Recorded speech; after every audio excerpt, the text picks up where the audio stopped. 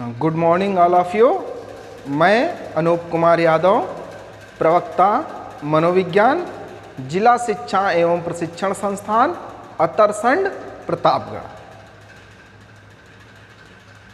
हमारे जिला शिक्षा एवं प्रशिक्षण संस्थान अतरसंड प्रतापगढ़ के उप शिक्षा निदेशक आदरणीय मोहम्मद इब्राहिम सर द्वारा इस कोविड-19 के दौरान जो हमारी फेस टू फेस मोड पे कक्षाएं नहीं चल पा रही हैं, हमारे प्रशिक्षु लाभान्वित नहीं हो पा रहे हैं, इस बात को ध्यान में रखते हुए एक अनूठी पहल की गई है कि इस समय विद्यार्थी फेस टू फेस मोड में कक्षाओं में नहीं आ पा रहे हैं, तो उनके लिए ऑनलाइन निःशुल्क टीईटी की कोचिंग का संचालन किया जाए, जिससे विद्यार्थी घर पे रह करके ऑनलाइन मटेरियल प्राप्त कर, उनको पढ़कर, उनको समझकर, उनको सीखकर आगे आने वाली प्रतियोगी परीक्षाओं जैसे अध्यापक पात्रता परीक्षा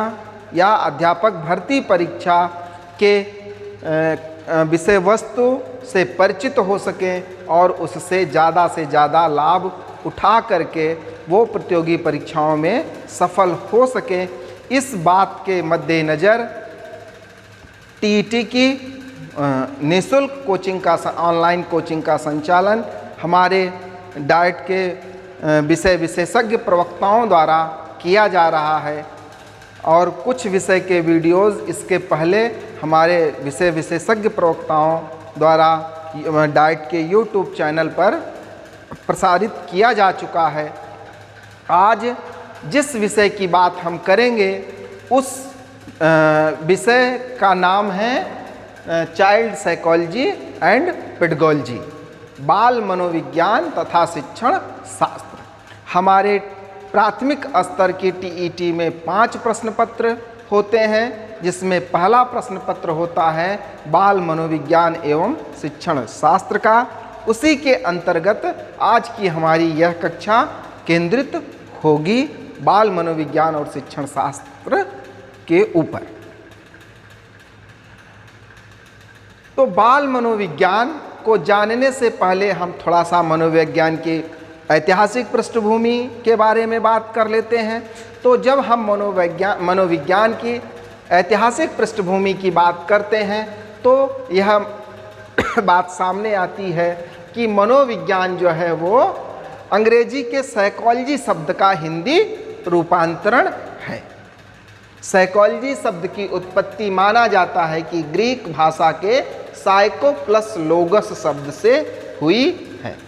साइको का अर्थ है आत्मा और लोगस का अर्थ है अध्ययन, अर्थात आत्मा का अध्ययन करना क्या है? मनोविज्ञान आत्मा का अध्ययन करता है। प्रारंभ के दार्शनिकों का भी यह मानना था कि मनोविज्ञान आत्मा का विज्ञान है, लेकिन क्या किसी विषय के साथ जब विज्ञान शब्द जुड़ जाता है तो उस विषय की अपनी कुछ विशेषताएं हो जाती हैं, जिसके आधार पर ही उस विषय को विज्ञान की श्रेणी में रखा जाता है। तो मनोविज्ञान के साथ भी विज्ञान शब्द जुड़ा हुआ है। तो अब यह कह देना कि मनोविज्ञान आत्मा का विज्ञान है, क्या आत्मा को वैज्ञानिक ढंग से परिभाषित किया जा सकता है? क्या आत्मा का वैज्ञानिक ढंग से अध्ययन किया जा सकता है? यह बात सामने आई। जब यह बात सामने आई तो बहुत से मनोवैज्ञानिक और दार्शनिकों ने इस बात को मानने से इनकार कर दिया कि मनोविज्ञान आत्मा का विज्ञान है। अब जब मनोविज्ञान आत्मा का विज्ञान है, इस बात को मानने से इनकार कर दिया गया, तब ये हुआ कि अगर मनोविज्ञान आत्मा का विज्ञान नहीं है तो मनोविज्ञान है क्या?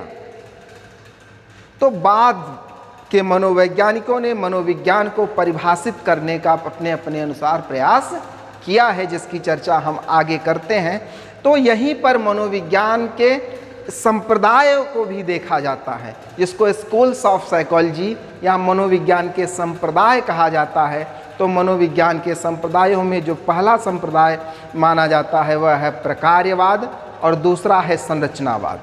यह माना जाता है कि एक तरफ प्रकार्यवाद और एक तरफ संरचनावाद दोनों एक पैरेलल स्थिति में चल रहे थे। प्रकार्यवाद को मानने वाले मनोवैज्ञानिक विलियम जेम्स थे और संरचनावाद को मानने वाले मनोवैज्ञानिक विलियम वुंट और उनके शिष्य टिचनर थे। संरचनावाद के बाद आता है व्यवहारवाद। व्यवहारवाद को मानने वाले जो मनोवैज्ञानिक हैं वो हैं वाटसन, स्किनर, थॉर्नडाइक और पावलोव। और गेस्टाल्टवाद इसके बाद चौथा जो वाद है वह है गेस्टाल्टवाद। गेस्टाल्टवाद को मानने वाले मनोवैज्ञानिक है कोहलर, कोफका और वर्दाइमर। जो पांचवा है वह है मनोविश्लेषणवाद। मनोविश्लेषणवाद के जनक माना जाता है सिगमंड फ्रायड को। यहाँ से टीईटी के 3-4 प्रश्न जो बहुत महत्वपूर्ण हैं वो आते हैं। इसकी चर्चा करने से पहले हम थोड़ा सा आ जाएं कि मनोविज्ञान जो है वो आत्मा के विज्ञान से कैसे आगे बढ़ता हुआ अपने वास्तविक रूप में आया, फिर उसके बाद हम मनोविज्ञान के संप्रदायों की चर्चा करते हैं। तो जब प्रारंभ में यह माना गया कि मनोविज्ञान मनोविज्ञान आत्मा का विज्ञान है, तो मनोवैज्ञानिकों के सामने यह प्रश्न खड़ा हुआ कि क्या आत्मा का सुसंगठित एवं सुव्यवस्थित ढंग से अध्ययन किया जा सकता है। तो यहाँ पर मनोवैज्ञानिक आत्मा का अध्ययन जो है वो वैज्ञानिक पद्धतियों से करने में असफल हो गए, जिसके बाद कुछ मनोवैज्ञानिकों का यह मानना था कि मनोविज्ञान आत्मा का विज्ञान न हो करके बल्कि मनोविज्ञान मन का विज्ञान है। अब मनोविज्ञान मन का विज्ञान है, इस बात को भी प्रूफ करने के लिए, इस बात को भी सिद्ध करने के लिए वैज्ञानिक विधि का सहारा लेना होगा।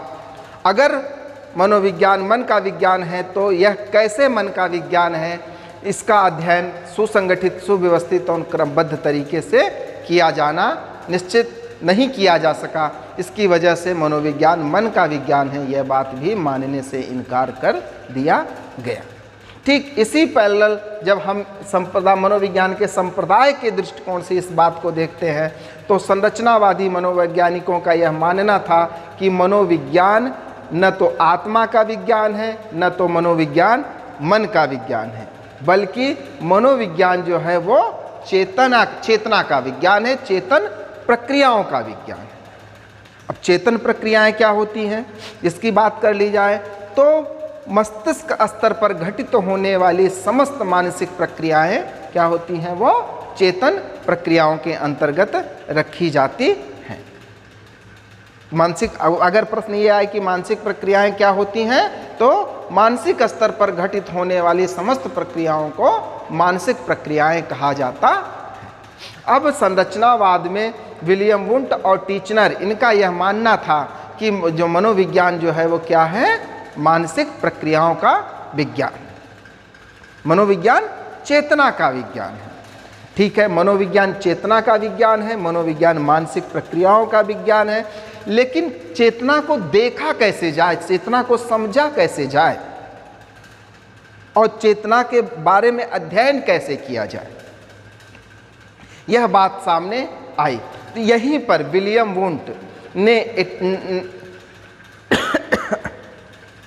1889 ईस्वी में 1879 में जर्मनी के लिपजिग शहर में पहली मनोविज्ञान शाला की स्थापना भी किया था। यह एक महत्वपूर्ण प्रश्न है, टीटी में एक महत्वपूर्ण प्रश्न आता है कि मनोविज्ञान की पहली प्रयोगशाला की स्थापना किसने की थी, तो किसने किया था, विलियम वुंट ने। कहाँ किया था, जर्मनी के लिपजिग शहर में, लिपजिग विश्वविद्यालय में किया था। वो समय कौन सा था, वह समय था 1879 का। 1879 में विलियम वुंट ने जर्मनी के लिपजिग शहर में, लिपजिग विश्वविद्यालय में मनोविज्ञान की पहली प्रयोगशाला की स्थापना की थी। यह प्रश्न टीईटी में बहुत बार पूछा जाता है। यहाँ से 2-3 प्रश्न बन जाते हैं, किसने किया था, कब किया था और कहाँ किया था। तो किसने किया था, विलियम वुंट ने किया था। कब किया था, 1879 में किया था। कहाँ किया था, जर्मनी के लिपजिग शहर या लिपजिग विश्वविद्यालय में किया था। अब यहाँ पर संरचनावादी मनोवैज्ञानिकों का यह मानना था कि मनोविज्ञान चेतना का विज्ञान है। अब चेतना को कैसे समझा जाए, इस बात का वर्णन जो है व्यवहारवादी मनोवैज्ञानिकों ने माना कि मानसिक प्रक्रियाओं का अध्ययन हम व्यवहार के माध्यम से ही कर सकते हैं। इसलिए मनोविज्ञान जो है वो किसका विज्ञान है? मनोविज्ञान व्यवहार का विज्ञान है। अब व्यवहारवाद को मानने वाले जो प्रमुख मनोवैज्ञानिक हैं उनका नाम है जे.बी. वाटसन। जे.बी. वाटसन ने कहा कि मनोविज्ञान जो है वो व्यवहार का विज्ञान है। ठीक इसी समय का, लगभग इसी समय की बात है कि American psychological society APA American psychological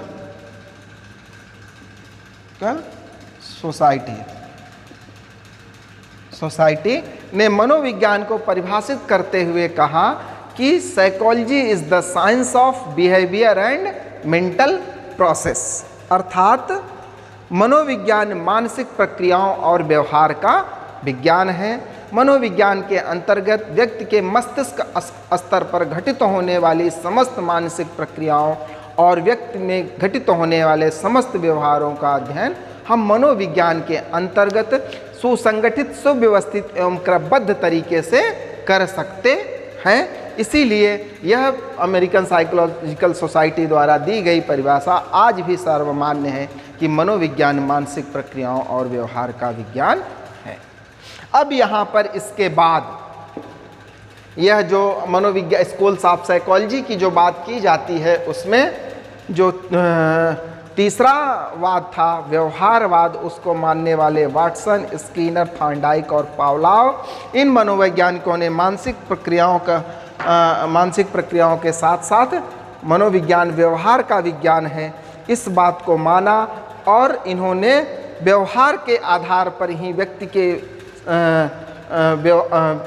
व्यवहार, अपने प्रयोगों के आधार पर व्यक्ति के व्यवहार का वर्णन करना प्रारंभ किया और इन्होंने पशुओं के व्यवहारों पर अध्ययन करके उसका सामान्यीकरण मानव व्यवहार के पर करने का प्रयास किया है, जिसमें स्किनर, थॉर्नडाइक एवं पावलोव के जो प्रयोग हैं, इनके जो सिद्धांत हैं वो बहुचर्चित सिद्धांत हैं जिसका आगे हम अध्ययन करेंगे। यहाँ पर जो उसके बाद चौथा वाद माना जाता है वह है गेस्टाल्टवाद। गेस्टाल्टवाद का जो मुख्य थीम है वह है कि एज अ होल, संपूर्ण के रूप में। यह कहा जाता है कि व्यक्ति के सामने जब कोई उद्दीपक उपस्थित, गेस्टाल्टवादी मनोवैज्ञानिकों का यह मानना है कि जब किसी व्यक्ति के सामने कोई उद्दीपक प्रस्तुत होता है तो व्यक्ति उसका प्रत्यक्षीकरण एज अ होल या समग्र के रूप में करता है। तो यहाँ पर गेस्टाल्टवादी जो मनोवैज्ञानिक हैं वो हैं कोहलर, कोफ्का और वर्दाइमर। इसके बाद मनोविज्ञान का एक और जो महत्वपूर्ण वाद है वह है मनोविश्लेषणवाद। मनोविश्लेषणवाद के जनक माने जाते हैं सिगमंड फ्रायड। सिगमंड फ्रायड ने एक किताब लिखी थी, वह है, उस किताब का नाम है स्वप्न का विश्लेषण।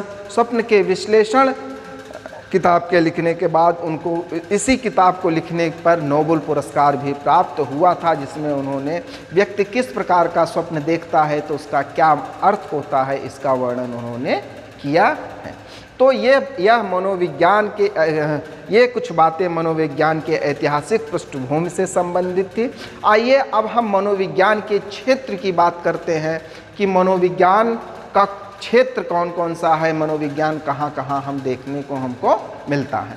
तो मनोविज्ञान के क्षेत्र की जब हम बात करते हैं तो मनोविज्ञान को मुख्यतः दो भागों में बांट करके हम उसको देखने की कोशिश करते हैं। एक है मनोविज्ञान विशुद्ध मनोविज्ञान के रूप में और दूसरा है मनोविज्ञान व्यवहारिक मनोविज्ञान के रूप में। तो मनोविज्ञान जब विशुद्ध मनोविज्ञान के रूप में जब हम इसको देखते हैं तो इसके अंतर्गत सामान्य मनोविज्ञान से तात्पर्य यहाँ पर व्यक्ति के सामान्य व्यवहारों से होता है, उसके सामान्य मानसिक प्रक्रियाओं का अध्ययन सामान्य मनोविज्ञान के अंतर्गत किया जाता है। दूसरा है असामान्य मनोविज्ञान। असामान्य मनोविज्ञान के अंतर्गत व्यक्ति के असामान्य व्यवहारों का अध्ययन किया जाता है। तीसरा है प्रायोगिक मनोविज्ञान। प्रायोगिक मनोविज्ञान के अंतर्गत व्यवहारों का प्रयोगात्मक अध्ययन किया जाता है, प्रयोगशालाई परिस्थितियों में व्यवहारों का अध्ययन किया जाता है। तीसरा है विकासात्मक मनोविज्ञान। विकासात्मक जैसा नाम से ही स्पष्ट है, विकासात्मक मनोविज्ञान, इसको अंग्रेजी में डेवलपमेंटल साइकोलॉजी कहते हैं। डेवलपमेंटल साइकोलॉजी के अंतर्गत, विकासात्मक मनोविज्ञान के अंतर्गत मानव विकास किस तरीके से होता है इसका अध्ययन किया जाता है। इसके बाद आता है बाल मनोविज्ञान। बाल मनोविज्ञान के अंतर्गत जो है वो बालक के व्यवहारों का अध्ययन किया जाता है। इसके बाद आता है पशु मनोविज्ञान। पशु मनोविज्ञान के अंतर्गत पशुओं के व्यवहारों का अध्ययन किया जाता है। पशुओं के व्यवहारों का अध्ययन व्यवहारवादी मनोवैज्ञानिकों ने ज़्यादातर जो अपने जो अध्ययन किए हैं वो पशुओं के व्यवहारों पर किए हैं। पशुओं के व्यवहारों के आधार पर उन्होंने मानव के व्यवहारों का वर्णन करने का प्रयास किया है। इसके बाद जो दूसरा परिप्रेक्ष्य आता है वह है व्यवहारिक मनोविज्ञान। व्यवहारिक मनोविज्ञान के अंतर्गत पहला है जो है वह है शिक्षा मनोविज्ञान। शिक्षा मनोविज्ञान के अब शिक्षा मनोविज्ञान है तो शैक्षिक परिस्थितियों में मनोवैज्ञानिक सिद्धांतों का उपयोग किया जाना कहलाता है शिक्षा मनोविज्ञान। दूसरा है नैदानिक मनोविज्ञान। नैदानिक मनोविज्ञान से तात्पर्य यहाँ पर यह है कि जब व्यक्ति में कोई असामान्य स्थिति उत्पन्न हो जाती है, असामान्य व्यवहार उत्पन्न हो जाता है, तो उस असामान्य व्यवहार को किस तरीके से दूर किया जाए इसका अध्ययन हम नैदानिक मनोविज्ञान के अंतर्गत करते हैं। विधिक मनोविज्ञान, मनोवैज्ञानिक सिद्धांतों का इस्तेमाल जब विधिक क्षेत्र में होता है तो इसको विधिक मनोविज्ञान कहा जाता है। उसके बाद जो चौथा है वह है औद्योगिक मनोविज्ञान। आजकल का यह बहुत ही नया कॉन्सेप्ट है कि जब औद्योगिकरण के इस दौर में विभिन्न उद्योगों की स्थापना हुई, वहाँ पर काम करने वाले कर्मचारियों के व्यवहारों के अध्ययन के लिए औद्योगिक मनोविज्ञान जैसे नए क्षेत्र का विकास हुआ। तो इस प्रकार हम देखते हैं कि ये मनोविज्ञान के क्षेत्र, मनोविज्ञान के मुख्यतः दो क्षेत्रों में, एक विशुद्ध मनोविज्ञान, दूसरा व्यवहारिक मनोविज्ञान। तो विशुद्ध मनोविज्ञान के क्षेत्रों के अंतर्गत कुछ ये इस टाइप के हैं और कुछ व्यवहारिक मनोविज्ञान में शिक्षा मनोविज्ञान, नैदानिक, विधिक मनोविज्ञान और औद्योगिक मनोविज्ञान।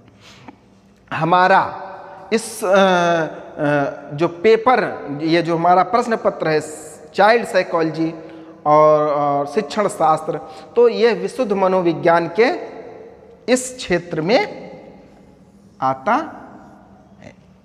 बाल मनोविज्ञान, बाल मनोविज्ञान। अब हम आगे की चर्चा में अपने इसी बिंदु पर केंद्रित होंगे, इसी बिंदु को लेकर के हम आगे बढ़ेंगे और बालक के समस्त प्रकार के व्यवहारों का अध्ययन हम करेंगे। तो अब बात आती है बाल मनोविज्ञान की। तो बाल मनोविज्ञान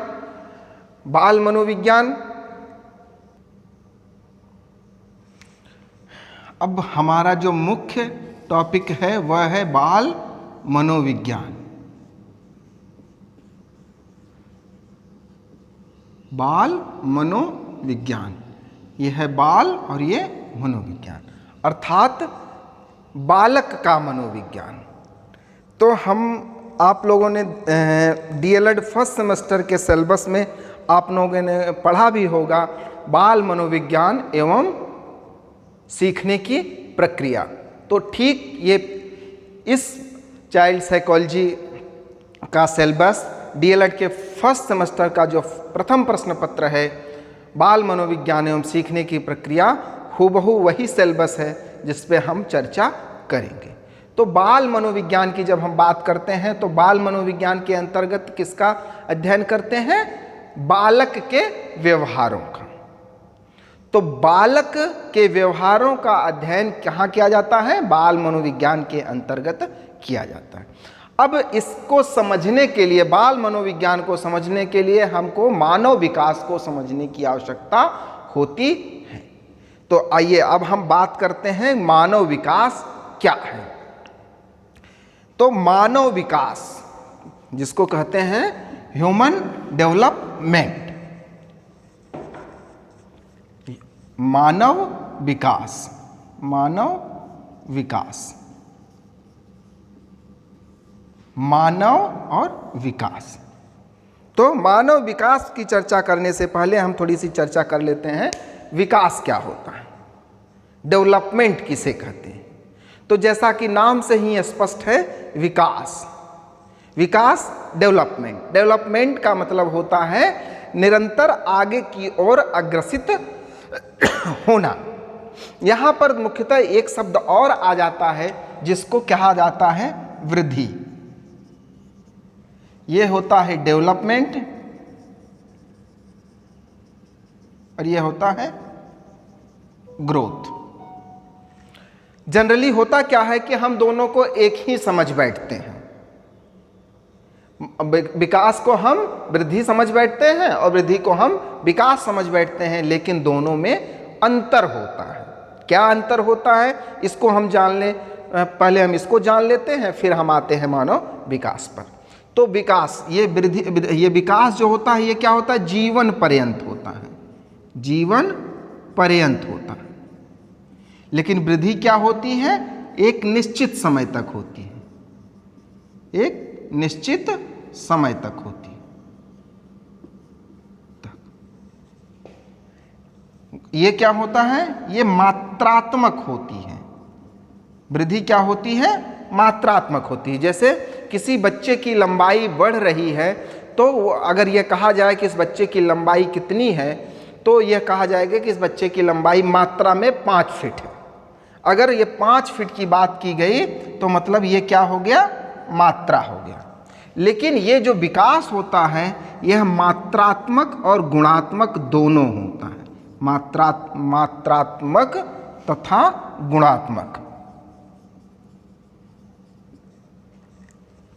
ठीक है, मात्रात्मक का मतलब यह है कि कोई बच्चा अगर बच्चे की लंबाई बढ़ रही है तो वह विकास कर रहा है और उसके साथ साथ उसकी क्वालिटीज़ भी बढ़ रही हैं, उसके गुण भी बढ़ रहे हैं कि बच्चे में लंबाई भी बढ़ रही है और बच्चे में गुण भी बढ़ रहे हैं। बच्चे में सोचने समझने की क्षमता आ रही है, परिस्थितियों को समझने की क्षमता आ रही है, बच्चा अंतर करने की उसमें क्षमता आ रही है। तो इसको मात्रात्मक और गुणात्मक दोनों में देखा जा सकता है। तो देखिए, और जो महत्वपूर्ण, एक जो सबसे महत्वपूर्ण अंतर है वह है कि वृद्धि जो है वो जीवन पर्यंत चलती है और ये जो ग्रोथ है जो है एक निश्चित समय के बाद रुक जाता है। जैसे ये देखा जाए कि कोई जो है वो बच्चा है, उसकी उम्र जो है वो बढ़ने के बाद एक निश्चित समय के बाद वृद्धि रुक गई, लेकिन उसके विकास में वो आज जो है वो कक्षा 4 में था, फिर कक्षा 5 में गया, अभी वो पेन पकड़ना जानता था, पेन पकड़ने के बाद उसने लिखना प्रारंभ किया, लिखने प्रारंभ करने के बाद उसकी राइटिंग बहुत अच्छी बनने लगी, फिर वह समझ करके लिखना प्रारंभ किया, समझ करके लिखने के बाद अब वह जो है वो देख करके लिखता था, अब वह बिना देखे लिखना प्रारंभ कर दिया। तो इस तरीके से उसमें क्या हो गया, यह वृद्धि, यह विकास जो है वो जीवन पर्यंत चलता रहता है। लेकिन जो वृद्धि होती है वो एक निश्चित समय तक होती है, उसके बाद वह रुक जाती है। मुख्यतः ये जीवन पर्यंत, एक निश्चित समय तक, मात्रात्मक और गुणात्मक, इन बातों के आधार पर ही विकास और वृद्धि में अंतर स्पष्ट हो जाता। तो यहाँ पर अगर ऐसा प्रश्न आए कि जो है विकास एक जीवन पर्यंत चलने वाली प्रक्रिया है या एक निश्चित समय के बाद रुक जाती है, इस तरीके का प्रश्न अगर आता है तो आपको निश्चित रूप से जीवन पर्यंत चलने वाली प्रक्रिया पर आपको टिक करना होता है। और जो एक सबसे बड़ा कंफ्यूजिंग प्रश्न आता है वह होता है कि विकास मात्रात्मक होता है या गुणात्मक होता है। तो आपको ये विकास जो होता है वो मात्रात्मक भी होता है और गुणात्मक भी होता है। इन दोनों बिंदुओं को ध्यान में रखते हुए आपको इस प्रश्न का उत्तर देने की आवश्यकता होती है। वृद्धि के संदर्भ में आए तो वृद्धि क्या होती है? वृद्धि मात्रात्मक होती है। वृद्धि को हम मात्रा में माप सकते हैं, लेकिन विकास को हम मात्रात्मक और गुणात्मक अर्थात मात्रा तथा गुण दोनों के रूप में मापते हैं। ठीक है, आइए अब हम बात करते हैं कि मानव विकास की, कि मानव विकास है क्या। यहाँ हम लोग अभी विकास और वृद्धि के एक कॉन्सेप्ट को देख लिए। अब हम लोग बात करते हैं कि मानव विकास क्या है। तो जैसा कि नाम से स्पष्ट हो रहा है, मानव विकास मतलब व्यक्ति का विकास। ठीक, अब हम बात करते हैं मानव विकास की अवस्थाओं की, कि मानव विकास की अवस्थाएं कौन कौन सी होती हैं। प्रायः जब यह प्रश्न देखा जाता है कि मानव विकास की कौन सी अवस्थाएं होती हैं, तो लोग ये कह देते हैं कि पहली शैशवावस्था, दूसरी बाल्यावस्था, तीसरी किशोरावस्था, प्रौढ़ावस्था और वृद्धावस्था। लेकिन क्या मानव का विकास शैशवावस्था से प्रारंभ होता है? जब हम इस बात को देखते हैं तो नहीं, हम लगता है कि मानव का विकास तो बच्चा जब माँ के गर्भ में बच्चे का अस्तित्व आता है तब से ही वही उसका विकास प्रारंभ हो जाता है। इसलिए जब हम मानव विकास की अवस्थाओं की बात करते हैं, मानव विकास की अवस्थाएं, तो वहाँ पर सबसे पहली अवस्था होती है गर्भावस्था, दूसरी शैशवावस्था,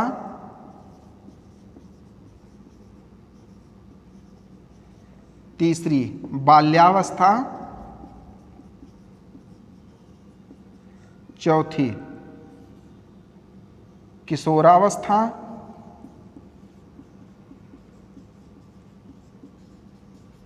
और पांचवी जो है वो प्रौढ़ावस्था। कहीं कहीं पर एक छठवीं अवस्था वृद्धावस्था का भी वर्णन मिलता है, लेकिन हमको उस वृद्धावस्था से कुछ बहुत लेना देना नहीं है। इसलिए जो है वो हम इन मानव विकास की इन 5 अवस्थाओं की बात करते हैं। अब गर्भावस्था, इसका टाइम पीरियड जो माना जाता है वो 0 से 9 माह 9 दिन या 10 दिन। जो शैशवावस्था है यह जन्म से 6 वर्ष तक की अवस्था मानी जाती है। यह बाल्यावस्था 6 वर्ष के बाद 12 वर्ष तक। यह किशोरावस्था 12 वर्ष से लेकर के 18 वर्ष तक, और यह प्रौढ़ावस्था 19 वर्ष से लेकर के 60 वर्ष तक मानी जाती। अब हम देखिए, जो पहली अवस्था है यह गर्भावस्था है। गर्भावस्था 0 से 9 माह 9-10 दिन की अवस्था होती है। इसमें यह माना जाता है कि जिस दिन मातृ गुणसूत्र पितृ गुणसूत्रों का मिलन होता है उस दिन से लेकर के 9 माह 9 दिन या 10 दिन तक की जो अवस्था होती है यह कहलाती है गर्भावस्था। इस गर्भावस्था के दौरान बच्चे का संरचनात्मक विकास होता है, और संरचनात्मक विकास इस स्तर तक का होता है कि बच्चा अब माँ के गर्भ से बाहर आकर के वह एक नए वातावरण में आता है, और नए वातावरण में वह अपने आप को सरवाइव कर सके, इस स्तर तक उसका विकास होता है। अब जन्म के बाद की जो अवस्था, बच्चे जन्म से लेकर के 6 वर्ष तक की अवस्था जो होती है वह कहलाती है शैशवावस्था। शैशवावस्था के बाद 6 वर्ष से लेकर के 12 वर्ष तक की जो अवस्था होती है वह होती है बाल्यावस्था। यह बाल्यावस्था भी 2 भागों में बटी होती है। इसकी चर्चा हम आगे अभी करेंगे, जब हम हर अवस्था का अलग अलग वर्णन करेंगे तो वहाँ पर करेंगे। यह किशोरावस्था जो है भारतीय संदर्भ में जब हम इसकी बात करते हैं तो चूँकि भारत की जलवायु थोड़ा सा गर्म जलवायु हो, तो यहाँ पर किशोरावस्था वेस्टर्न कॉन्टेक्स्ट की अपेक्षा जो है वो पहले प्रारंभ हो जाती है। पश्चिमी परिप्रेक्ष्य में 13 to 19 का जो कॉन्सेप्ट है वह किशोरावस्था कहलाता है, लेकिन भारतीय संदर्भ में यह थोड़ा सा पहले प्रारंभ हो जाती है। तो यहाँ पर 12 से 18 वर्ष की जो अवस्था होती है वह किशोरावस्था कहलाती है, और उसके बाद जो 5वीं अवस्था है वह है प्रौढ़ावस्था। यह प्रौढ़ावस्था जो है वो 19 वर्ष से लेकर के 60 वर्ष तक की अवस्था होती है। इसके बाद की एक अवस्था जिसको लोग कहीं कहीं पर मिलती है वृद्धावस्था, वो 60 वर्ष से ऊपर से मृत्यु पर्यंत तक की जो अवस्था कहलाती है वो वृद्धावस्था कहलाती है। तो अब हम इन मानव विकास की इन 5 अवस्थाओं की चर्चा आगे की कक्षाओं में करेंगे। और लेकिन जो हमको सिलेबस के अनुसार, हमारे सिलेबस के अनुसार हमारी यही 3 अवस्थाएं जो है वो महत्वपूर्ण हैं। इन्हीं 3 अवस्थाओं के बारे में हमको अध्ययन करना होता है। इन्हीं 3 अवस्थाओं के बारे हम आगे की कक्षा में अध्ययन करेंगे। धन्यवाद।